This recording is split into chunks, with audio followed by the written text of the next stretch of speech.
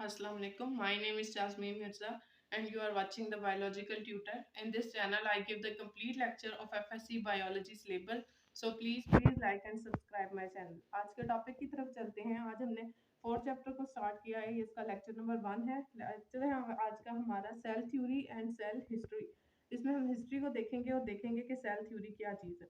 Cell को हम अगर स्टडी करते हैं तो सेल की जो डेफिनेशन है हमारे पास, cell is the basic structural and function unit of life. जितनी भी लाइफ है वो उसके लिए सेल जो है वो बहुत ज़्यादा लाजमी है। सेल होता है तो लाइफ एग्जिस्ट करती है, जहाँ पर सेल नहीं होता उसे हम नॉन लिविंग में कंसीडर करते हैं।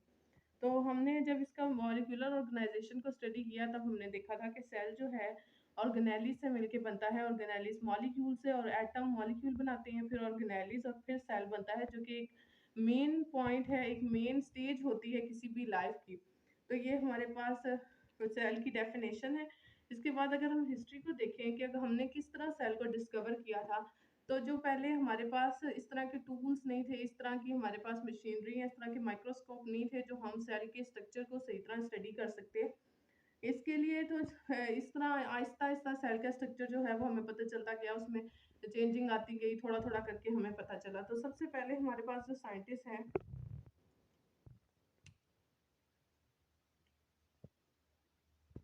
रॉबर्ट हुक, इन्होंने 1665 में हमें इन्होंने 1665 में रॉबर्ट हुक ने एक स्लाइड को स्टडी किया था,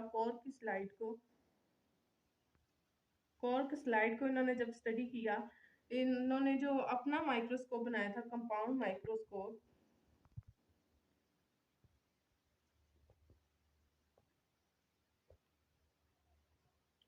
ये सेल्फ मेड एक कंपाउंड माइक्रोस्कोप था जिनके अंदर उन्होंने कोर की स्लाइड को जब स्टडी किया तो इन्हें कुछ बॉक्सेस की तरह के स्ट्रक्चर्स इन्होंने देखे, इस तरह के कुछ, जिसको इन्होंने सेल्स का नाम दिया, सेल का नाम दिया।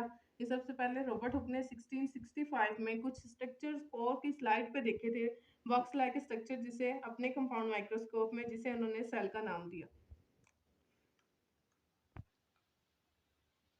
ये हमारे पास फर्स्ट साइंटिस्ट था। इसके बाद दूसरा हमारे पास साइंटिस्ट जो है वो था,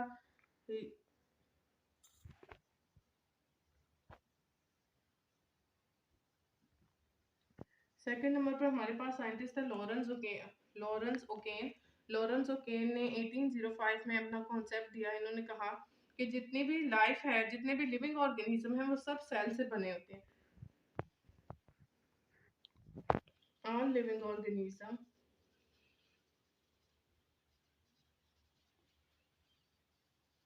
made up of cell.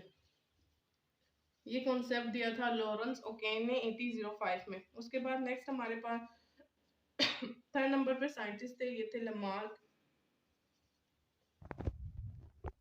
Lamarck ने कॉन्सेप्ट दिया था, लमार्क ने भी यही कहा कि जितने भी जो सेल है, जितनी भी लाइफ है, उसमें सेलुलर स्ट्रक्चर्स होते हैं। लाइफ जो है वो सेलुलर स्ट्रक्चर, जितनी भी लाइफ है उस सब में सेलुलर स्ट्रक्चर होते हैं। उसके बाद ही कोई भी जो हमारे पास लाइफ है, जब तक किसी भी ऑर्गेनिज्म के अंदर सेल नहीं है तो वो हम लिविंग ऑर्गेनिज्म उसको कंसीडर नहीं करते। तो ये इनका कॉन्सेप्ट था लमार्क का, और लमार्क ने कॉन्सेप्ट दिया था 1809 में। इस तरह जो है वो टाइम टू टाइम जो है साइंटिस्ट अपने कॉन्सेप्ट।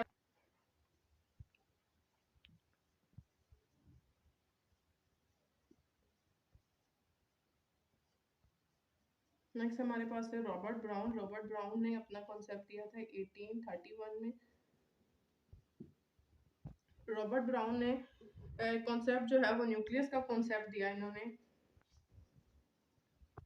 जब स्लाइड्स में जब इन्होंने सेल के स्ट्रक्चर को स्टडी किया तो इन्होंने बताया कि जो बॉक्स लाइक स्ट्रक्चर है वो सिर्फ एक आम होल स्ट्रक्चर नहीं है, यानी खाली नहीं है। इसके अंदर उन्होंने एक स्ट्रक्चर को देखा, उन्होंने कहा कि इसके सेंटर में एक सेंटर में जाके कोई चीज़ प्रेजेंट है, ऑर्गेनेली एक प्रेजेंट है, उसको उन्होंने न्यूक्लियस का नाम दिया। यानी रॉबर्ट ब्राउन ने न्यूक्लियस को बताया था कि न्यूक्लियस सेल के अंदर होता है। इन बॉक्सेस के अंदर न्यूक्लियस की प्रेजेंस जो थी उसको रॉबर्ट ब्राउन ने बताया था।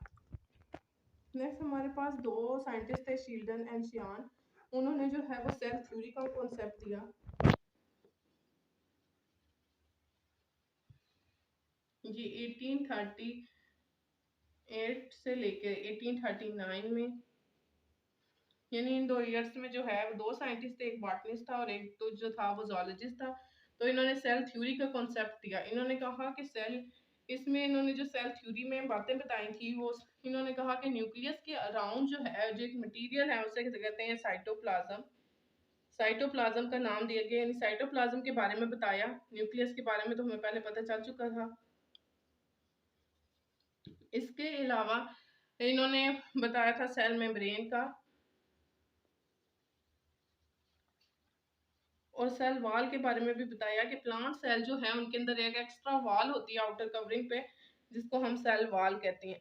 और जो एनिमल सेल है उनके अंदर सेल वॉल नहीं होती। यानी जब सेल थ्योरी पास हुई तो हमें न्यूक्लियस के बारे में, साइटोप्लाज्म के बारे में, सेल वॉल और सेल मेम्ब्रेन के बारे में पता चल गया था।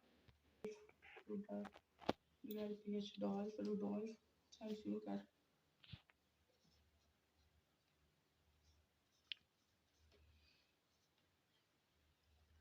हमारे पास एक जर्मन साइंटिस्ट था नेक्स्ट, रुडल्फ विकॉक। उन्होंने जो कॉन्सेप्ट दिया था, इन्होंने कहा, ये जो जर्मन साइंटिस्ट थे इन्होंने अपनी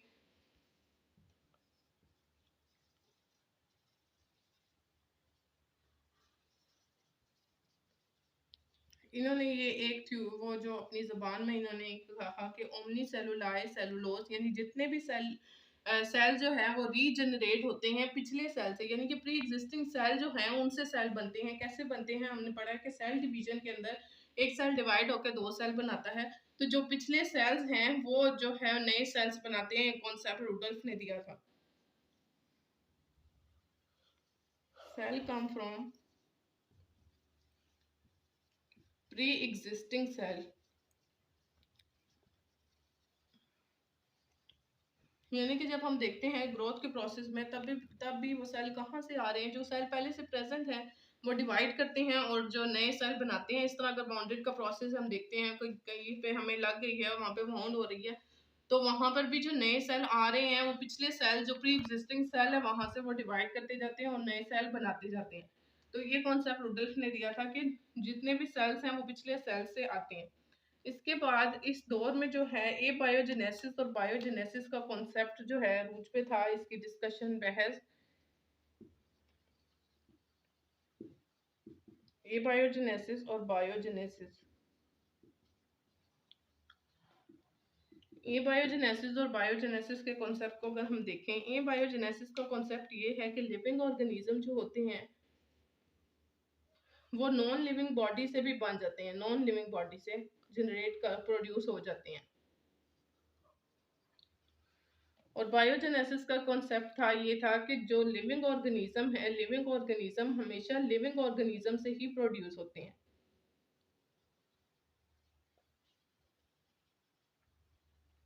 इस कॉन्सेप्ट को अगर हम देखें, बायोजेनेसिस का कॉन्सेप्ट जो था वो यही था कि प्री एग्जिस्टिंग सेल, यानी कि अगर एक नया सेल लिविंग ऑर्गेनिज्म, एक नया लिविंग ऑर्गेनिज्म बन रहा है जो सेल पे एग्जिस्ट करता है, तो वो प्री एग्जिस्टिंग से, यानी कि किसी और लिविंग ऑर्गेनिज्म से ही प्रोड्यूस होता है, वो खुद से प्रोड्यूस नहीं हो सकता। प्री एग्जिस्टिंग सेल से ही प्रोड्यूस होगा, वो खुद ब खुद प्रोड्यूस नहीं हो सकता। जो ए बायोजेनेसिस का कॉन्सेप्ट था वो कॉन्सेप्ट था कि लिविंग ऑर्गेनिज्म जो है वो नॉन लिविंग ऑर्गेनिज्म से भी प्रोड्यूस हो जाते हैं। तो ये कॉन्सेप्ट जो है वो वही कॉन्सेप्ट था बायोजेनेसिस, जो थी फिर बाद में अप्रूव हो गई थी। रूडल्फ का जो कॉन्सेप्ट था वो भी यही था कि प्री एग्जिस्टिंग सेल जो होते हैं उनसे नए सेल आते हैं। बायोजेनेसिस का जो कॉन्सेप्ट हमने देखा, जो रूडल्फ ने कॉन्सेप्ट दिया कि प्री एग्जिस्टिंग सेल से नए सेल बनती हैं, या बायोजेनेसिस का जो प्रोसेस है कि लिविंग ऑर्गेनिज्म ही लिविंग ऑर्गेनिज्म को प्रोड्यूस करते हैं। इनमें एक मेन साइंटिस्ट थे, उनकी बहुत ज़्यादा कंट्रीब्यूशन थी, लॉइस पास्चर। लॉइस पास्चर एक साइंटिस्ट थे, उन्होंने ग्रेट काम किया। इन्होंने इन्होंने बायोजेनेसिस को प्रैक्टिकली अप्रूव किया, प्रैक्टिकली प्रूव किया बायोजेनेसिस को। इनके अपोजिट जो टीम थी वो प्रूव नहीं कर पाई थी। इन्होंने बताया कि बायोजेनेसिस यानी कि लिविंग ऑर्गेनिज्म से ही प्रोड्यूस हो रहे हैं, नॉन लिविंग ऑर्गेनिज्म से प्रोड्यूस नहीं हो रहे। तो ये कंसेप्ट जो था इसको प्रैक्टिकली इन्होंने प्रूव किया था। ये 1862 में लॉइस पास्चर ने इस बायोजेनेसिस के कॉन्सेप्ट को प्रूव किया, जो कि रूडल्फ का कॉन्सेप्ट भी तकरीबन यही था कि लिविंग ऑर्गेनिज्म यानी प्री सेल जो है वो प्री एग्जिस्टिंग सेल से प्रोड्यूस हो रहा है, खुद ब खुद प्रोड्यूस नहीं हो रहा। इसके बाद हमारे पास एक साइंटिस्ट थे, अगस्त फायर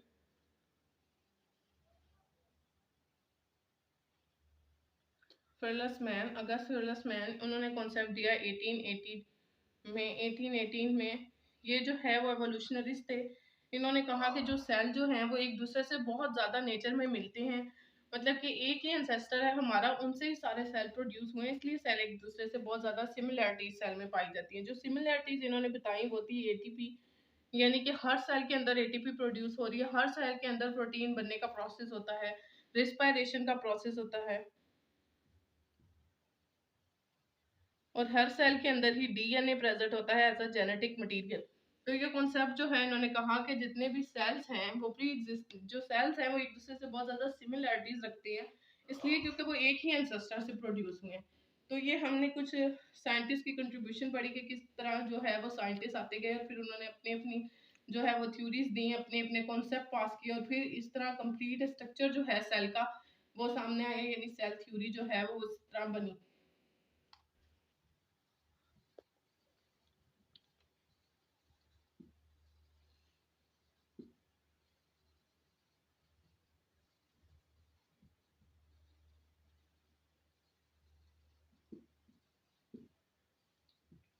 हमारे पास जो सेल थ्योरी में जो मेन हमने कॉन्सेप्ट देखे, जो मेन पॉइंट्स थे वो ये थे कि सेल जो है वो basic structure and function unit है किसी भी लाइफ का, और सेल जो है सेल प्रोड्यूस होता है प्री एग्जिस्टिंग सेल से।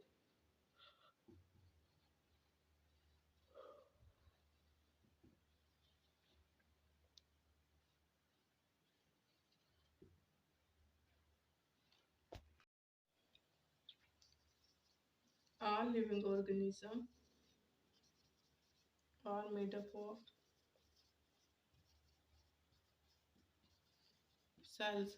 तो ये हम सेल थ्योरी का जो हमने बीच में से हमने पॉइंट जो बेसिक देखे वो ये था कि सेल जो है वो एक स्ट्रक्चर एंड फंक्शनल यूनिट है किसी भी लाइफ का। लाइफ जहाँ पर भी है वहाँ पर सेल है तो लाइफ है, अगर सेल नहीं है तो हम उस ऑर्गेनिज्म को लिविंग ऑर्गेनिज्म कंसीडर नहीं करते। उसके बाद हमारे पास नेक्स्ट है कि सेल जितने भी प्रोड्यूस हो रहे हैं वो प्री एग्जिस्टिंग सेल से आ रहे हैं, यानी बायोजेनेसिस का प्रोसेस जो था वो प्रूव हो गया था कि सेल जो है वो प्री एग्जिस्टिंग सेल से ही बनते हैं, खुद ब खुद नहीं बन सकते, और जितने भी लिविंग ऑर्गेनिज्म है वो सेल से बने हुए हैं। तो ये हमारे पास सेल थ्योरी के पॉइंट्स थे, और पीछे हमने जो है वो साइंटिस्ट की कंट्रीब्यूशंस को देखा कि किस तरह साइंटिस्ट ने अपना अपना कॉन्सेप्ट दिया, और उसके बाद जो है वो सेल का स्ट्रक्चर हमारे पास आया। तो ये आज का लेक्चर था, मुझे उम्मीद है कि आपको लेक्चर समझ आ गया होगा। इसमें कुछ समझ नहीं आया तो आप मुझसे कमेंट करके पूछ सकते हैं।